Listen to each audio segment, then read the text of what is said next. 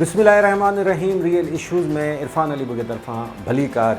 नाज़रीन, सिंध में पियल गैर मामूली बरसातुनि सबबि वॾे पैमाने ते तबाही आई आहे। हज़ारे माण्हू दरबदर थी विया आहिनि। 100 जे लॻभॻि माण्हू बरसातुनि में सबबि फौत थी विया आहिनि। ऐं ॿिए पासे जेकॾहिं असां जाइज़ो वठूं इंतिज़ामिया जो त उहा असांखे ग़ाइबु नज़र अचे थी। अॼोके प्रोग्राम में सिंध जे मुख़्तलिफ़ ज़िलनि ऐं तालुक़नि अंदरि बरसाति केतिरी तबाही आंदी आहे इन जो जाइज़ो वठण जी कोशिशि कंदासीं। पर प्रोग्राम जे शुरूआति में असां हिकु अहम मामले जा पेरा खणण जी कोशिशि कंदासीं। हिकु हफ़्तो अॻु रोज़ीना गोपांग नाले सिंध जी न्याणी जो मौत पुरस्कार नमूने थियो। संदसि लाश संदसि अॻूणे मुड़ुस जे घरां हथु आयो। रोज़ीना गोपांग SSP लाड़काणे SSP खैरपुर वटि इंसाफ़ लाइ दरबदर थींदी रही। संदसि रुॻो हिकु ई मुतालबो हो त संदसि मासूम पुट खे मिलणु नथो ॾिनो वञे, खेसि मुबैना तौरु अगवा कयो वियो आहे, खेसि इंसाफ़ फ़राहम कयो वञे, पर अफ़सोस जो खेसि कंहिं बि इंसाफ़ फ़राहम न कयो। हिकु हफ़्तो अॻु संदसि पुरस्कार नमूने मौत वाक़िए थियो। संदसि लाश संदसि अॻूणे मुड़ुस जे घरां हथु आयो, जंहिंखां पोइ इन वाक़िए जो केस त दाख़िल थी चुको आहे, पर जवाबदार अञा ताईं गिरफ़्तार नाहिनि थी सघिया। छा सूरत हाल आहे, इन हवाले सां वधीक आगाह कंदो असांजो गंबड़ जो रिपोर्टर किशोर कुमार। हफ़्तो अॻु रोज़ीना जो जेको क़तल वारो मामिलो आहे उहो हिकिड़ो गुजारत बणियल आहे। तव्हांखे ॿुधाईंदो हलां त 5 साल अॻु गंबड़ जे जादे ॻोठ सां तालुक़ हिन 5 वरनि जी न्याणी जेकी रोज़ीना हुई हुनजो गंबड़ जे हिकिड़े ॻोठ सां तालुक़ हुयो। 5 साल अॻु हुनजो मीर मोहम्मद गोपांग सां निकाह पिणु थियो, जंहिंमां जेको आहे 2 सालनि जे पुट जी औलाद हुई। तव्हांखे ॿुधाईंदो हलां त तव्हां जेको आहे रोज़ीना जा सोशल मीडिया ते इहे बयान पिणु ॿुधा त रोज़ीना पंहिंजे पुट खे पाण वटि वठण जे हवाले सां खैरपुर पुलिस ऐं लाड़काणे पुलिस ॾांहुं बि वई। हू दाहींदी रही, पर हुनखे पंहिंजो पुटु वापसि न मिलियो। पर अफ़सोस जी ॻाल्हि इहा आहे त नेठि जेको आहे मुबैना तौरु क़तल थियल रोज़ीना जो लाश जेको आहे संदसि जेको आहे अॻोणे मुड़ुस जे घरां पिणु मिलियो। ॿियो तव्हांखे ॿुधाईंदो हलां त हिन महिल ताईं जेको आहे रोज़ीना जी वालदा पारां जेको आहे लाड़काणे में जवाबदार अॻोणो मुड़ुस जेको आहे मीर मोहम्मद गोपांग समेत 5 ॼणनि जे मथां केस त दाख़िल थियो आहे, पर हिन महिल ताईं जेको आहे काई बि गिरफ़्तारी अमल में न अची सघी आहे। ऐं मुतासिर जेकी धुर आहे उन्हनि खे जवाबदार धुर पारां जेको आहे मुबैना तौरु मौतमार धमकियूं पिणु मिली रहियूं आहिनि। ऐं उन सां गॾोगॾु तव्हांखे ॿुधाईंदो हलां त अॻोणो जेको हुनजो मुड़ुसु आहे मीर मोहम्मद गोपांग पारां बि जेको आहे अहिड़ा बयान पिणु साम्हूं आया आहिनि सोशल मीडिया ते, जंहिंमें हू चए थो त जेॾी महिल ही रोज़ीना वारो क़तल वारो वाक़ियो पेश आयो आहे या आपघात वारो, हू हुन महिल हुते न हुया, हू लाड़काणे खां ॿाहिरि इस्लामाबाद साइड ॾे हुया।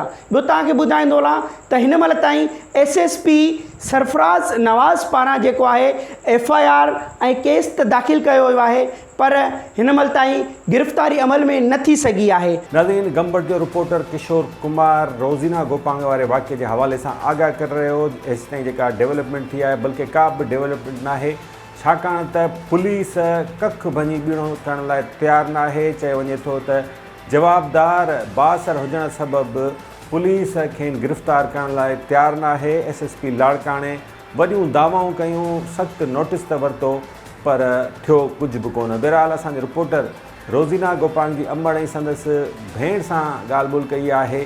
संद हिन हवाले सां छा मौक़िफ़ आहे, अचो त ॿुधूं। मूंखे ख़बर पई मुंहिंजी भेण खे त मीर मोहम्मद मुंहिंजो नंढड़ो खणी लाड़काणे आयो आहे, त मुंहिंजी भेण मूं वटि आई रहण। मुंहिंजी भेण मूं वटि आई त इहा ख़बर न आहे मुंहिंजी भेण खे कोई नियापो ॾिनई, मुंहिंजी भेण जा फ़ोन कयो अथनि, जा कोई चयो वियो आहे मुंहिंजी भेण खे त नंढड़ो आयो थी अची मिली वञ। बहाने सां मुंहिंजी भेण खे घुराए वियो आहे। पोइ मुंहिंजी भेण रहो पातईं, मां पंहिंजी भेण खे चोरी ॾिठो दर मां, त पोइ मां चयोमांसि काॾे थी वञे, माना मूंखां चोरी पई वञे, मूंखे ॿुधाए न पई, मत दायूं कनि न वञण ॾियनि मूंखे। त पोइ मां चयोमांसि काॾे थी वञे, चई मां नंढड़े सां मिलण थी वञा। मीर मीर मोहम्मद नंढड़ो खणी आयो आहे इन अफरोज़ जे घर में। मां जो वञा दर खे धिका जो ॾियां, 5-6 ॼणा निकिता आया, मुंहिंजी भेण खे टंगी पई आहे, मुंहिंजी भेण फांसी में। हीअं मुंहिंजी भेण जा हथ पेर थोरा थोरा हलनि पिया। मां भॼी वियमि, पंहिंजी भेण खे भाकुर विधो ॼंगियुनि में। मुंहिंजे अखियुनि जे साम्हूं मुंहिंजी भेण खे मारियो वियो आहे। मुंहिंजी भेण खे धकु लॻल आहे, पुठीअ में क़ुर शरीफ़ हेठि किरिया पिया सिपारा। मां पोइ पुलिस वारनि खे चयो आहे खयो, मां बि न खणी सघियमि, पंहिंजी भेण जी दहशत में ॾिठमि जो अहिड़ो वाक़ियो थी वियो। मुंहिंजी भेण खे कंध वारा धकु लॻल हुया, पुठी वारा धकु लॻल, मगज़ में ॻोड़ो हुयो। 5 ॼणा। मोहम्मद अली, मीर मोहम्मद हिन जो मुड़ुसु हुयो, मोहम्मद अली मुंहिंजो मुड़ुसु हुयो, ऐं अफरोज़ हुई हुनजी ससु, ऐं निनाण हुई मुंहिंजी ज़ोया जेका। इहे 4 माण्हू, चौथों हिननि जो मामो हुयो निज़ाम। इहे 5 माण्हू मुंहिंजी भेण खे माना अहिड़े बेदर्दी सां मारियनि, अगच कुटी मारे पोइ मुंहिंजी भेण खे फांसी सां टंगियो अथनि बेड जी पोश सां। FIR दाख़िल ठही आहे, 3 ॾींहं FIR ठही आहे। FIR में कहिड़ो माण्हू आयो आहे, कहिड़ो माण्हू न आयो आहे, न थियो आहे कहिड़ो बि, न को नंढो थियो आहे, न को वॾो थियो आहे, न हिननि जो मिट छिकियो आहे, न को हिननि जो माइट छिकियो आहे। असांखे इंसाफ़ ॾियो वञे, असांखे इंसाफ़ खपे। जेके ज़ालिम असांजी धीउ खे मारियो आहे उहो बधिया वञनि, उन्हनि खे इंसाफ़ खपे, उहे पाई जे फंदे में वञनि। असांखे ॿियो कुझु बि न खपे। मुंहिंजी सुहिणी सभु धीउ हुई, मुंहिंजी धीउ खे मारियो वियो आहे। मुंहिंजी धीउ खे हिते धक हयां आहिनि, हिन जाते कंध भञो अथनि, ऐं हे ॻोड़ा सॼा मथनि में ॻोड़ा हुयसि।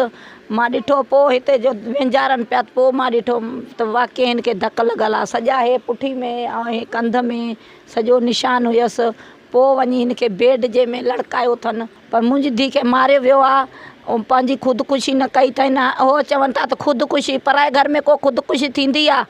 नाज़रीन, फोतण रोज़ीना गोपांग जी अंबड़ ऐं संदसि भेण जी ॻाल्हि ॿोल ॿुधी। इल्ज़ाम हेठि आयल जेको हमराह आहे मीर मोहम्मद गोपांग, जंहिंजी रोज़ीना गोपांग सां शादी थी, बाद में तलाक बि थी वई, उनजो सोशल मीडिया ते बयानु साम्हूं आयो। संदसि हिन हवाले सां छा मौक़िफ़ आहे, अचो त ॿुधूं। मुंहिंजो भाउ मोहम्मद अली, असां इस्लामाबाद हुयासीं। इहो वाक़ियो हिते पेश आयो त इहो जेका FIR कापी थी आहे, हिन क़ुर ते SSP साहिबु तूं इनकारी कराए सॼे मोहल्ले मां रोज़ीना ख़ुदकशी कई आहे, पाण खे आफ़ात कयो अथई। बहरहाल, रोज़ीना गोपांग वारे मामले जे हवाले सां, हिन केस जे हवाले सां असां सिंध पुलिस जी आला इख़्तियारनि मां उमेद रखूं था त मामले जो सख़्ती सां नोटिस वरितो वेंदो ऐं जवाबदारनि खे जल्द अज़ जल्द गिरफ़्तार कयो वेंदो। हाणे सिंध अंदरि बरसातुनि सबबु जेका तबाही आई आहे उनजो कुझु जाइज़ो वठंदासीं।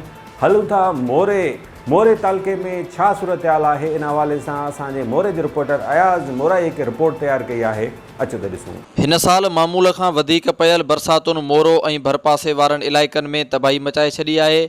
विचोली सिंध जे अहम तरीन शहर मोरो में बि बरसाति सबबु शहर सां गॾु ॿाराड़ियुनि ऐं ॻोठनि में वॾी तबाही आई आहे। ॿाराड़ियुनि में सवे घर ड्रही पट थी विया ऐं हज़ारे एकड़नि ते कायल फ़सुलु ज़रई ज़मीनूं तबाह थी वियूं आहिनि। फ़सुलनि खे पिणु नुक़सानु पहुतो आहे। ॻोठनि जा ॻोठ तबाह हाल नज़र अची रहिया आहिनि। ॿाराड़ियुनि जे माण्हुनि जी हिन सूरत हाल में कंहिं बि सार न लधी आहे। चूंडियल नुमाइंदनि समेत इंतिज़ामिया उन्हनि खे विसारे छॾियो। ॿाराड़ियुनि जा माण्हू 2 वेलनि जे मानीअ जे लाइ परेशान आहिनि त ॿिए पासे दादवा वटि गंदे पाणीअ जा तलाउ टुटी पिया, जंहिं सबबु केतिरा ई ॻोठ ऐं सवे घर तोड़े जो फ़सुलु ऐं इलाइक़े वासी ॿुॾी विया, जंहिं सबबु उतां जा रहवासी लॾ पलाण ते मजबूर आहिनि त के वरी ड्रही पट पियल घरनि में बरसाती ऐं गंदे पाणीअ में ज़िंदगी गुज़ारण ते मजबूर आहिनि। घर किरिया पिया आहिनि, बेरोज़गार थी वेठा आहियूं, मींहं लॻा पिया आहिनि। असां मुसीबत केरु अचे कोन थो हींअर, वोट त सभु को भॻो थो अचे, असां हींअर केरु संभाले कोन करे। असां वेठा आहियूं ईअं ठाहियूं जॻह जोड़ी पिया आहिनि। ज़ुल्म आहे, असांजा अन्न लुड़ी विया, असांजो खाधो पीतो राशन सभु लुड़ी वियो, सामान अंदरि रहिजी वियो आहे। हीउ पाणी बीठो आहे कोठियुनि में, असां इहा हालात थी आहे, असां सामान बि न कढे सघिया आहियूं। पीपी खे वोट ॾिना आहिनि, असां तड़पी मां आहियूं, असांजा बचा बुख मरी विया आहिनि। यार अदालत का बि नथी थिए, मींहुं पियो थो वसे, को अचण वारो कोन्हे, को पुछण वारो कोन्हे, को ईअं ई हाल भाई को बि कोन थियो। यार वोटनि भेरी सभु असांजा मिट आहिनि। घर तड़ ॿुॾी विया आहिनि, असांखे उहा जान आहे जो असां निकिरी ॿाहिरि कंहिं रोज़ी ते थियूं माल मता, असांजो बुख में घर ॿार किरी पिया। असां विच पाणीअ जे में हुकूमत अचे असांजी अदालत करे। केरु भेली ते असां न लॻो आहे, गॾा गॾा बि आहियूं, मज़ूरी कयूं। मज़ूरी में बि हींअर बरसाति में असांखे का शइ कान्हे, न राशन आहे न पाणी आहे, हींअर घर वेठा आहियूं ऐं ॿुॾी आहियूं असां बरसाति में। घर दर असांजा ड्रही आहे, तबाह थी। असांजो भाऊ घर किरी पियो आहे, माल बाल बीमार लॻो पियो आहे, असांजी हुकूमत कुझु कोन करे थी। असां घर दर किरी पिया आहिनि, का शइ कान्हे का खाइण दले असां वटि। जेके असां मज़ूरी कंदा आहियूं, गॾा गाॾो वाईंदा आहियूं, तगारी खणंदा आहियूं, असां वटि घर बर सॼा लुड़ी विया, सामान असांजा इहे पाणी में पिया आहिनि, खटुनि ते पाणी चढ़ी आयो आहे। असां मिसकीन ग़रीब जेके आहियूं हींअर असांखे खाइण लाइ बि न आहे, मज़दूरी बि बंदि थी वियूं। अकाउंट वठी हींअर निंड पिया था कनि, असां ग़रीबनि जा बचा तड़पनि पिया। तंहिंखां पोइ बरसाति जेका पई आहे 20 ॾींहं थी विया आहिनि, बरसाति पई आहे। हुकूमत जेका आहे ऑफिसर निंड पिया था कनि, हिन खे मरामत कची ला कनि हा त ग़रीबनि जा घर न ॿुॾनि हा। हींअर ताईं कोई बि नुमाइंदो सरकारी कोई बि मुलाज़िम हींअर ताईं सार लहण न आयो आहे। ग़रीब जा घर किरी पिया आहिनि, बचा हेठां अची विया पर कुदरत जी किशान सां बची विया। तक़रीबन हींअर पाणी आहे, को रस्तो न आहे, को अचण वञण त महीनो थी वियो आहे, लाइट न आहे। कोई अमलदार सरकारी अमलदार हींअर ताईं न आहे पोइ तो वोट ॾिना आहिनि, कोई भी हींअर ताईं कंहिं बि सार न आहे लधी। जहाँ जहाँ जो भी हो सका डीसी साहब की हिदायत है कि हम जो है ना जितना भी रिलीफ प्रोवाइड कर सकें करें।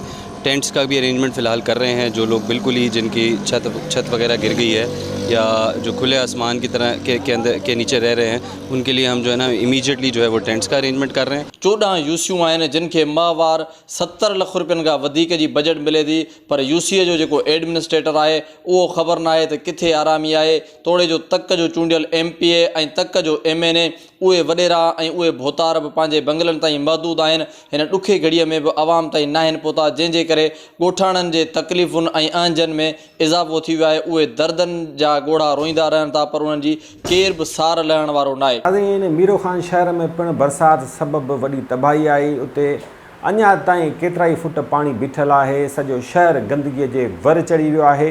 ॿिए पासे जिन माण्हुनि जा घर ॾही पट थी विया, उन्हनि जी बि का अञा ताईं वाहुर न आहे थी सघी। इन हवाले सां असांखे आगाह कंदो असांजो मीरो खान जो रिपोर्टर सफ़दर तुनियो। वक़्फ़े सां पवंदड़ चोमास जी बरसातुनि समूरी सिंधिया मीरो खान में बि तबाही आणे छॾी आहे। बरसातुनि खां पोइ मीरो खान शहर जे बिरोहीमाला, अबड़ामाला, सुमरामाला, दायामाला, लतीफ़ाबाद कॉलोनी, यूसुफ कॉलोनी, लतीफ़ाबाद समेत जेके बि शहर जा नंढा वॾा चौंक, चौराहा, रोड, रस्ता, घिटियूं, क़ब्रस्तान, मस्जिदियूं जेके बि आहिनि उन्हनि जे अॻियां बरसाती पाणी ऐं नालियुनि जे पाणी जो तलाट जो ॾेख ॾेई रहियो आहे। पर जंहिंखे टाउन इंतिज़ामिया हिन वक़्त ताईं पाणी निकाल करणु मुकमल तौर ते नाकाम साबित थी चुकी आहे। मुख़्तलिफ़ वक़्तनि ते शहर जे रहवासियुनि ऐं नौजवान तारीख़ कारकुननि तरफ़ां पंहिंजी मदद पाण त मशीनरी घुराए पाणी निकाल करण जी कोशिशूं थींदियूं रहियूं आहिनि। मीरो खान शहर जे अंदरि 185 जेके नंढियूं वॾियूं घिटियूं आहिनि, जिन मां मुख़्तलिफ़ 258 जेके नंढा वॾा चौंक, चौराहा, रस्ता निकिरनि था। उन्हनि रस्तनि मां शहरी जेके मुख़्तलिफ़ वक़्तनि ते नमाज़ लाइ जेके मस्जिद वञनि था, या जेके बीमार आहिनि उन्हनि खे इलाज लाइ इस्पताल वञणु वक़्तु, या जेके मासूम ॿार जेके नौजवान शागिर्द पंहिंजी इल्म जी उनखे ख़तमु करण लाइ स्कूल वञनि था, प्राइवेट स्कूलनि में या ट्यूशन सेंटर ते वञनि था, उन्हनि खे अचु वञ में तमामु घणी तकलीफ़ूं थियनि थियूं पेश अची रहियूं आहिनि। ग़रीबनि जी घिटियुनि जे या अबोज माण्हुनि जी घिटियुनि लाइ को बि हिते कमु कंदे नज़र नथो अचे। उतो जे रहवासियुनि खे तमामु घणी तकलीफ़ आहे। इन असांजो मीरो खान जो रिपोर्टर सफ़दर तुनियो शहर अंदरि बरसाति सबबि जेका सूरत पैदा थी उन हवाले सां आगाह करे रहियो हो। असांजे रिपोर्टर उतां जे शहरनि सां इंतिज़ामी अमलदारनि सां ॻाल्हि ॿोल कई आहे। संदन छा मौक़िफ़ आहे, अचो त ॿुधूं। बरसाति जॾहिं खां वठी थी आहे, महसूसु ईअं थियो आहे त शायदि मीरो खान में इंतिज़ामिया बरसाति में लुड़ी वई आहे। असां कोशिशि में आहियूं त उन्हनि जा लाश ॻोल्हियूं, पर लभनि कोन था। असां त एतिरो परेशान आहियूं, ख़ासि करे बिरोही महलो आहे या शहर जा अंदरि कुझु महला आहिनि, अलाह माफ़ु करे जे हिन वक़्त में उन्हनि वटि को हादिसो पेश अचे थो त उन्हनि वीचारनि खे लाश दफ़नाइण जे लाइ बि रस्तो कोन्हे तो काॾे निकिरंदा। इंतिज़ामिया मुकमिल तौर ते नाकाम थी वई आहे, मुकमिल तौर ते वॾेरनि जी वंगार वहण में पूरी आहे, मुकमिल तौर ते उन्हनि वटि मशीनरी का बि कोन्हे। मां हिननि खे इंतिज़ामिया वारनि खे नौजवान हिताज जे तरफ़ां 3 ॾींहं अॼु मुकमिल असां हुननि खे अॼु एडमिनिस्ट्रेटर साहिब खे इहो चयो आहे तो वटि अमलो न आहे, असां नौजवान हिताज जा छोकिरा तोसां गॾु आहियूं। असांजी कंहिं बि सार संभाल न लधी, न टाउन वारनि लधी, न असांजे चूंडियल नुमाइंदनि लधी। असां पंहिंजी सित पाण पंहिंजी मदद पाण ते हीउ जेको पाणी आहे ऐं कुझु काफ़ी जेके चीज़ूं आहिनि उहे असीं पंहिंजे मदद पाण था कयूं। असांजा चूंडियल नुमाइंदा अॼु ॾींहं ताईं कोई बि असां वटि हाज़िर बि न थियो आहे। ऐं टाउन कमेटी जंहिंखे असां बार बार असां उन्हनि खे इहो चयो त असांजी घिटी जी असांजे महले जी नज़रसानी कयो ऐं उते हली हालत ॾिसो, असांजे पाणी कढाइण में असांजी मदद कयो। लेकिन टाउन इंतज़ामिया जो को बि हाल कोन्हे। हर मोहल्ले में, हर पाड़े में, हर गलीअ में कमुकार हले पियो, गंद किचिरो बि खणनि पिया, नालियूं सफ़ाइयूं बि थियनि पियूं, पाणी बि कढायूं पिया। पर हाणे उन सां गॾोगॾु वरी बरसाति जो सिलसिलो बि शुरू आहे, हले पियो। त हिन खणाए पाणी वग़ैरह कढाए बसि था कयूं त वरी बरसाति अची थी वञे। सो अलहमदिल्ला जेतिरो असांजो वक़्तु सथु हूंदो, असांजी टीम ऐं असां पाण सां गॾु ॾींहं ई राति हिकु करे कोशिशूं असांजूं इहे हूंदियूं त असां शहर खे साफ़ु सुथिरो रखूं, कंहिंखे ताकी शिकायत न मिले।